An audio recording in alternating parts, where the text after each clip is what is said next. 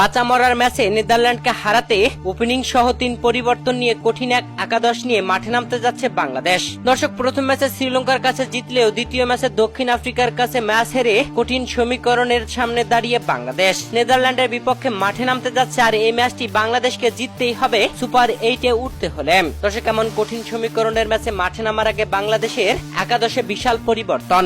এবারে টি-20 বিশ্বকাপে বাংলাদেশ প্রথম ম্যাচে শ্রীলঙ্কার বিপক্ষে দারুণভাবে জয় তুলে নেয়। তবে দ্বিতীয় ম্যাচে এসে দক্ষিণ আফ্রিকার কাছে আম্পায়ার বিতর্কে ম্যাচটি হেরে গেছে বাংলাদেশ, যেখানে এই ম্যাচে দক্ষিণ আফ্রিকা বাংলাদেশকে টার্গেট দিয়েছিল 114 রানের। সেই রানের টার্গেটে ব্যাট করতে নেমে বাংলাদেশ ম্যাচ হেরে গেছে মাত্র 5 রানে, যেখানে দক্ষিণ আফ্রিকাকে যেন হারিয়ে দিচ্ছিলেন তাওহিদ হৃদয়। সেই তাওহিদ হৃদয়কেই ভুল আউট দেয় আম্পায়ার। এছাড়া একাধিক ওয়াইড দেয়নি মাহমুদুল্লাহ রিয়াদকে ভুল আউট দিয়েছিল।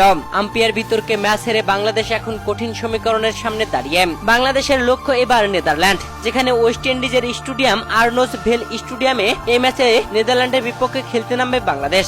বাংলাদেশ সময় অনুযায়ী আগামী 13 জুন বাংলাদেশ সময় রাত 8:30 এই ম্যাচে নেদারল্যান্ডের বিপক্ষে খেলতে নামবে বাংলাদেশ। দর্শক, এই ম্যাচে মাঠে নামার আগে একাদশে পরিবর্তন নিয়ে যে দল সাজালো বাংলাদেশ, চলুন জেনে নেই। ওপেনিং এ দেখা যাবে তানজিদ হাসান তামিমের সাথে সৌম্য সরকারকেই, যেখানে দক্ষিণ আফ্রিকার বিপক্ষে সৌম্য সরকারকে বাদ রেখে জাকের আলী অনিককে নেওয়া হয়েছিল। তবে জাকের আলী অনিক নিজের নামের প্রতি সুবিচার করতে পারেনি, তাই তো জাকের আলীকে বাদ দিয়ে ওপেনিং এ সৌম্য সরকারকে ফিরিয়ে মাঠে নামবে বাংলাদেশ। ওয়ান ডাউনে আসবেন অধিনায়ক নাজমুল হোসেন শান্ত, 4 নম্বরে লিটন কুমার দাস, 5 নম্বরে সাকিব আল হাসান, 6 নম্বরে দুর্দান্ত খেলা তাওহিদ হৃদয়, 7 নম্বরে দেশ সেরা ফিনিশার মাহমুদুল্লাহ রিয়াদ, 8 নম্বরে রিশাদ হুসাইন, 9 নম্বরে তাসকিন আহমেদ, 10 নম্বরে তানজিম হাসান সাকিব আর 11 নম্বরে মোস্তাফিজুর রহমান।